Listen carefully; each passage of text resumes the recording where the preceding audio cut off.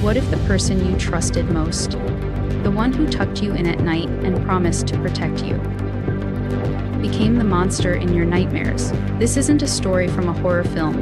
It's real, and it happened in a quiet Oklahoma neighborhood.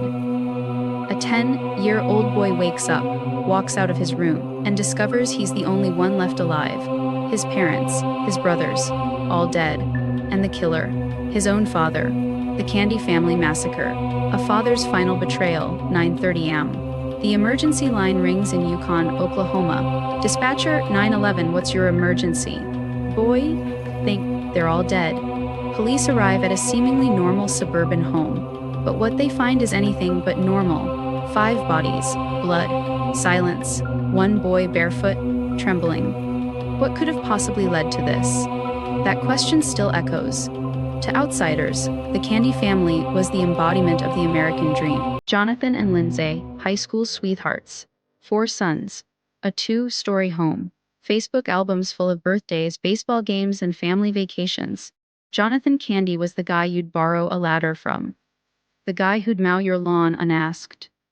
At Paycom Center, where he worked part-time, people knew him for his goofy jokes and warm hugs.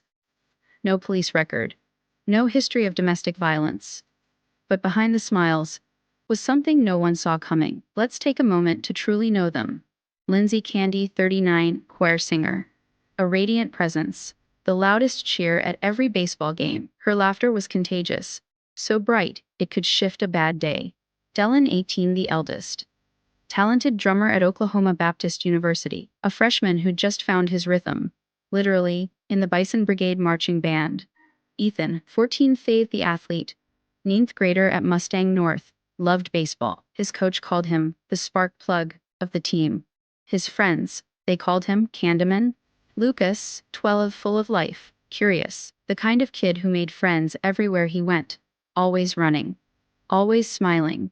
And the youngest, 10, his name withheld, his trauma unthinkable. What happened that night? Authorities believe Jonathan first argued with Lindsay, possibly something minor. But it escalated. No one heard gunshots, thanks to a box fan blowing in the youngest son's room. But the fire alarm did go off briefly. And then, one by one, Jonathan shot them all. Upstairs, downstairs, calm, quiet, and then he turned the gun on himself. But he spared the 10-year-old. Why? No explanation. Forensic psychologists say this wasn't typical. Murder-suicides usually don't leave survivors. Could Jonathan have had a psychotic break? Was it financial pressure? Silent depression? Guilt? He seemed fine, one neighbor said. Just at the Thunder game the night before, a coworker added. Dr. Joanie Johnston explains, men often suffer in silence. Depression can show up as anger, isolation. It hides in plain sight. Could he have snapped after killing Lindsay and felt there was no way back? Better to take them with me. Some unstable minds might think, but then, why let one live? This child's world ended in one night. No brothers, no mom.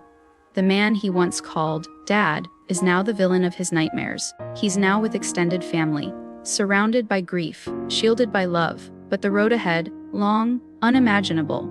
A GoFundMe has raised support for his future. Therapy, school, healing. But how do you heal from this? This isn't just a story of murder. It's a wake-up call. Too often, men are taught to suppress emotion, not to cry, not to break. But emotions don't disappear, they fester, they twist, they explode. Mental illness is invisible, but its consequences are very real. This story forces us to ask, are we really seeing the people around us? Are we listening when someone says, I'm fine? The Candy family wasn't just the sum of their tragedy. They were laughter, music, games, inside jokes. They were love. And they deserve to be remembered for that. Not just how their story ended. If this video moved you, do something about it. Call a friend. Ask, how are you, really? Support mental health organizations. Donate to the Candy Family Survivor if you can. And if you found this story important, subscribe for more real, raw, and unforgettable stories. Because sometimes, the most twisted stories aren't fiction.